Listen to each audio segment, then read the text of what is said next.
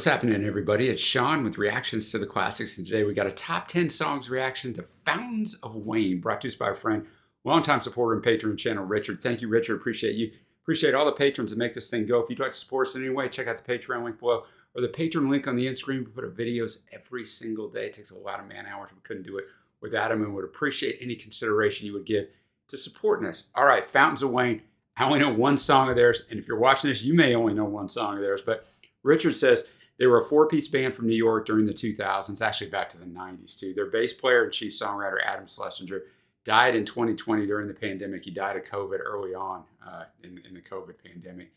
I found Fountains of Wayne was an American rock band that formed in New York City in 1995. It included founding members Chris Collinwood, Adam Schlesinger, and then later on they had Jody Porter and Brian Young. They released 5 albums from 1996 to 2011, effectively disbanding in 2013. As I mentioned, Schlesinger died of complications from COVID-19 on April 1st, 2020, and the surviving members of Fountain and Wayne reunited to perform an online one-shot concert as a tribute to him on April 22nd, 2020. The band members, Chris Collinwood, lead vocals, keyboard, guitar, Adam Schlesinger, bass, keyboards, backing vocals, drums, and rhythm guitar from 95 to 97. I'll explain that in a few minutes. Jody Porter on lead guitar, backing vocals, and Brian Young on drums and percussion. So if you haven't ever watched one of these before, one of our videos, the music will not be in the video, but it will be at a Vimeo link below. So check that out. Let's jump into this thing. We're not going to jump in with a Spotify song. We're actually going to jump in with a video. There's actually 11 songs, and this is kind of a bonus. We're going to do That Thing You Do from Richard. He said, I've included a video of Mike Viola singing Adam's Oscar-nominated song from That Thing You Do. It appears in the 1996 film of the same name, written by Adam. It's performed by the fictional 1960s band The Wonders, who are the focus of the film. It's a great film if you haven't watched it. Trey, McKenzie, and I watched it. The song peaked at 41 on the Billboard Hot 100, nominated for an Academy Award and a Golden Globe Award for Best Original Song in 1997. Adam said he didn't expect his song to be chosen, but tried it as a personal exercise. So we're going to watch the video on this one, but we are going to check out the lyrics as we will on every song. Thanks again, Richard. All right, That Thing You Do. It's a cool tribute to Adam, man. I mean, it's a great song. It's a great song. Obviously very Beatlesque. That was the idea of the movie. I mean, it wasn't the Beatles, but it was a fictional band that, was pretty much a play on the Beatles that Tom Hanks did in that movie. So if you haven't checked it out, check it out. But a cool way to start this thing off. Now we're going to jump into song number 10, which is maybe the one that all of us know, right? Stacy's Mom from the Welcome Interstate Managers album in 2003. It's the lead single. Its subject matter was inspired by a friend of Adam's when he was young, who was attracted to Adam's grandmother. It's a power pop song with which the group hoped to emulate the sound of the American rock band, the legendary Cars. It only reached 21 in the U.S. It was the band's highest charting hit in the U.S., but I mean, that shocks me because this song was everywhere back in the day. It peaked within the top 10 in Ireland, top 20 in UK and Australia, nominated for a Grammy Award for Best Pop Performance by a Duo or Group with Vocals. Authorship of it is credited to both Chris Collinwood and Adam Schlesinger because just like John and Paul, the Beatles, they wrote independently, but they took credit on the songs. Both of them took songwriting credit, which I always like when groups do that. It just kind of keeps the jealousy out of there. In interviews, Adam took responsibility for the song, obviously, telling you what it was about. Adam also said he hoped to strike a balance between humor and personality with the song. He was hoping to take influence from new wave and power pop music. He said, quote, I was thinking a little bit about Mrs. Robinson, of course, and sonically I was thinking about the Cars, a Rick Springfield sort of thing. He acknowledged that stylistically the song owes a debt to the Cars, Just What I Needed. Its opening riff is similar. Cars frontman, however, Rick Ocasek, thought that the intro was a sample from Just What I Needed, but the band said they performed it in the studio and just got it right. So, that copyright, people always start sniffing around on that. All right, let's check it out. Stacy's Mom, just everything about that, so the whole call and response throughout the hand clap, it's just all the sticks in your head, right? Even Adam said, all the way in 2007, he said, the weird thing is nobody thought Stacy's Mom sounded like a hit when we handed that in either. We didn't have a record deal at that time when we recorded it. We took that song around to just about everybody. The only guy that heard a hit with it was the guy who signed to Steve Greenberg, and he made it a hit. But, he's basically just telling Stacy, look, I'm all grown up now, and you're not the girl for me anymore. Your mom is. She's a guy like me after your dad walked out. So, but yeah, just the way the song is structured, right, makes it so catchy. All the instrumentation is just right, but the call and response is what really does it for you. Now we're going to be in all new territory for this guy because, like I said, I only knew that song, and that's it. We got Red Dragon Tattoo coming in at number 9 from the album Utopia Parkway from 1999, their second album. It was the second single. According to Chris, the original reference point for that song was Silly Love Songs, of course, by the great McCartney and Wings. But as it progressed, it started to sound more like Steve Miller. All right. Red Dragon Tattoo, just very catchy. Again, very, very good way of punching up the choruses with Adam coming in there with Chris. And I mean, the story basically is this guy loves this girl or is infatuated with her, let's say. And he goes and gets a red dragon tattoo to impress her, although she acts like he's not even alive. And he says, come look, it's not painted on, get closer. I would go to more like that guy from Korn and, just talking about getting the tattoo. And the guy showed him different options and the ways he copes with that. A 38 special CD collection, looking at pictures of Easy Rider. So I thought a clever little song. They're kind of making fun of the guy a little bit, but still embracing the fun of it all. But boys and girls, do not go get a tattoo for someone who you're infatuated with. That just never plays out well. And we're going to stay with the Utopia Parkway album. We got Hat and Feet at number 8. Hat and Feet, a more chilled out vibe, but almost I hate to say, it's almost like a Sugar Ray vibe there, right? Even though they're not titans of music. I did really like that. I think, the subject matter it's an interesting way to put it. Like, he was in love or in a big time relationship with this girl, and he didn't even see it coming, right? And she just blasted him, man. It was over, and he didn't see it. So some creative songwriting here, some nice wordplay. He starts out, I'm just a hat and feet. That's all that's left of me. A spot on the sidewalk, a mark on the street. I'm just hat and feet. You dropped a bomb on me. I didn't even see piano. I didn't even see like a falling piano from out of a window. So he just keeps playing that out. So I think Chris's vocals are nice. And then Adam coming in, and they know how to pump up verses with a little bit of harmony there, a little bit on the choruses, and it makes it stick in your head, right? I'm just a hat and feet. Almost the vocal manipulation there of the pausing makes it stick in your head more too. So that was a good choice. Now we're going to rewind 3 years to their self-titled debut from 1996 with the song Barbara H. It's a song that Fountains of Wayne lead singer Chris Collinwood wrote about his wife Linda Stevenson during the time they were living together in New York. And Chris was busy writing the songs that would end up on this album. According to Chris, he said, we were living together at the time. The same song on the radio was Champagne Supernova, and she hated it, the Oasis classic, right? I mean, I don't really care for it either. I like Oasis. I don't care for that song. We would rent a car and drive out of the city, and the song was on the car radio, and we joked we couldn't get away from it. Then I was trying to finish my songs for the record, and she couldn't get away from them either. I think Barbara H. was just a little thank you to her for putting up with me. What a thank you, right? A song? Pretty good move, Chris. All right, Barbara H. And I didn't mention on this debut, it's just Chris and Adam, right? The other guys hadn't joined the band yet, so it's just them, and they're playing a lot of the different instruments. That's where the rhythm guitar comes in for Adam playing it. But the drumming and the guitar were actually fantastic on this one, and the song is just about what I said.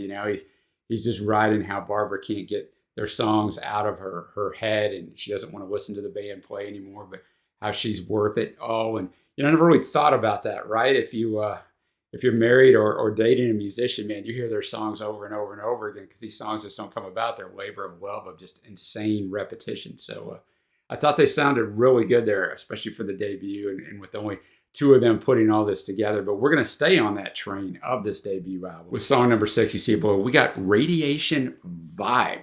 Now, it was their debut single. It's 380 on Rolling Stone's newest edition, the 2021 Greatest Songs of All Time. Went to 32 in the UK, 14 on the US Billboard Alternative Songs chart, which is better than the Hot 100. Anyway, you got Chris on vocals, guitars, and keyboards, Adams on vocals, guitar, keyboards, and drums, and Danny Weinkauf on bass. According to Chris in 1996, the song was written in less time than it takes to play. It could be about a guy who tries to do anything to get a girl to like him. It may not mean much of anything, though. When we were writing the album, Adam and I really tried to not think too hard. Hopefully that off-the-cuff thing has appeal. And then years later, Adam said in 2005, I think Radiation Vibe, which Chris wrote and was our first single, is one of the best songs ever, and it doesn't make any effing sense. And that's part of what I love about it, is it's sort of anthemic, but when you stop to think about what you're saying, it's hilarious. We used to lie in interviews and say it was about Phoebe Cates and her struggle in Hollywood when she first got there and her big break with Fast Times at Ridgemont High. But it had nothing to do with that. I love it, man. You got to say what you got to say to get some publicity, right? I think it's exactly what Adam said on Radiation Vibe. It's just very anthemic, right? By the time the song was over, it's just in your head and sticks there. I mean, it does make absolutely no sense lyrically. Are you alone now? Did you lose the monkey? He gave you backaches and now you slouch. He didn't mean it. He was just a dumb ape reading Playboy on your couch. But that chorus, and now it's time to say what I forgot to say. Baby, baby, baby. Come on, what's wrong? It's a Radiation Vibe I'm grooving on.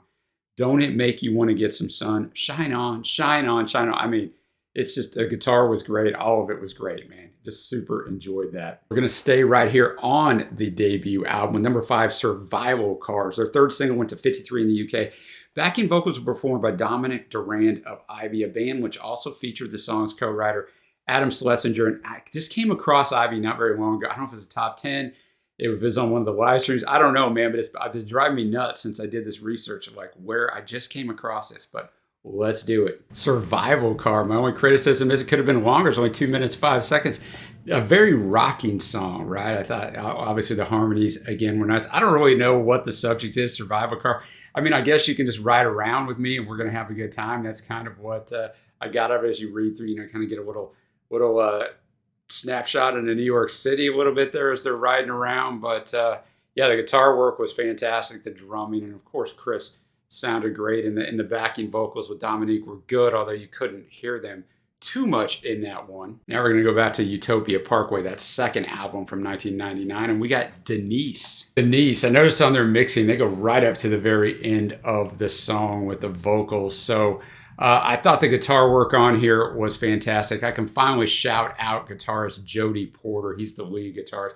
And Brian Young on drumming was great. But the same stuff that's made all this other stuff work, the harmonizing, the call and response. He starts out a little different way on that first verse, and then they get into the different sound to their normal sound. And he's infatuated with Denise. He just kind of tells her story. I know this girl named Denise. She makes me weak at the knees. She drives a lavender Lexus. She lives in Queens, but her dad lives in Texas. When she holds me, I can't help myself. Won't you tell me, do you love me, Denise? The way he says, Denise, I can't, I already butchered it.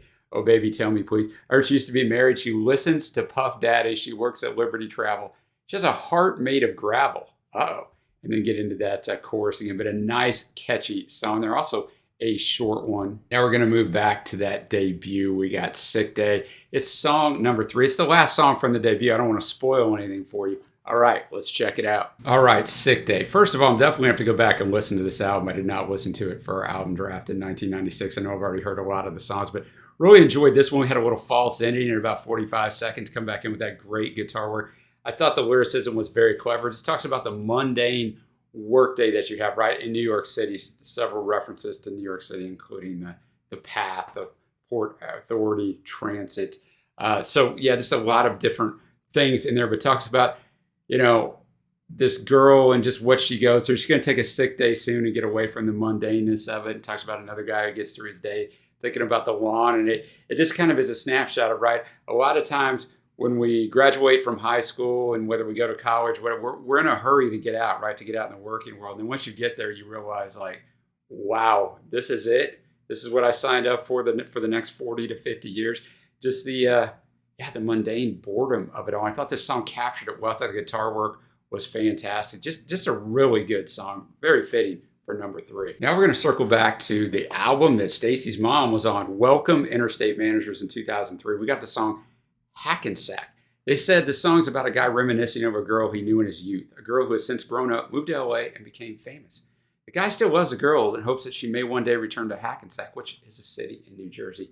And to him, Chris and Adam said that it wasn't about a real person. Chris says he didn't have a specific actress in mind when he came up with the lyric. Just a little FYI for those of you who think you know. Hackensack, great guitar, great melody on this song. And I was reading an interview that Adam did where he mentioned this song and how, the lyrics are quite heartbreaking, which I'll get to in a minute. But he's like, we made the melody kind of this little more upbeat thing and pleasant, and so you don't realize how heartbreaking this song is. And he was talking about how you can do that, how it's weird, how the lyrics and depending on how you arrange it is the mood you get with the song. And I mean, the song itself is heartbreaking because he talks about how he used to know her, on Friday at 8:15 they'd sit in period one together, and so he knows her, and then she went off. He said, "Now I see your face in the strangest places, movies and magazines. I saw you talking to Christopher Walken on my TV screen." But the chorus, "But I will wait for you as long as I need to. And if you ever get back to Hackensack, I'll be here for you." So he's pining away for this girl that 99.9% of me tells me she's not going to ever come back. But yeah, it sounded so good. And you notice now that I've listened to the other stuff from 96 and 99, this is in 2003, you notice a maturity in Chris's voice as he ages. He does sound not a ton different, but different. I enjoyed seeing that evolution. All right, drum roll, please. But you already see it below. From the American Utopia album in 99, that second album, we have Troubled Times. Troubled Times, Richard's #1 Fountains of Wayne song. And I think a fitting pick there. I really liked the melody on this one. I thought the guitar work was really good. But the song itself, I don't know if they're still together or not. I kept going back and forth on it. When you think you found something worth holding on to, were you reaching for attention, hoping she would notice you? How she loved you, all you imagine fits so well into your plans. Maybe one day soon it will all come out, how you dream about each other sometimes, with the memory of how you once gave up, but you made it through the troubled times. So you think, well, you're dreaming of each other, but now you made it through the troubled times, so you're together. But how she loved you, all you imagine, all the blank you put her through. So I don't know. And then it takes a lot of nerve to ask how she is doing. Start with a weak foundation, you'll end in ruins. I thought that was great songwriting there. The way the days and hours pass, you'll never understand. Falling like rain through your hands, and that may be one day soon. Once again, circling back to what I said early on in this reaction, the way Adam comes in and harmonizes with Chris really punches up these choruses and makes them stick in your head. So I super enjoyed that one. And that's going to bring me to the very difficult task of choosing my favorites. Honorable mention, we'll go with Barbara H. And Stacy's Mom. I guess I know the song so well. I'll throw it in as an honorable mention. It's a great song. Faves are going to be Radiation Vibes, Sick Day, Hackensack, and Trouble Time. So 1 through 3 on Richard's list make my faves. All right, guys, let me know what you thought of this list. Well, what do you have them ranked? What else should I check out? Thank you to Richard, as always. Give this a thumbs up if you haven't already, and hit the subscribe button. It definitely helps us in that vaunted YouTube algorithm. Until next time, guys, I will see you.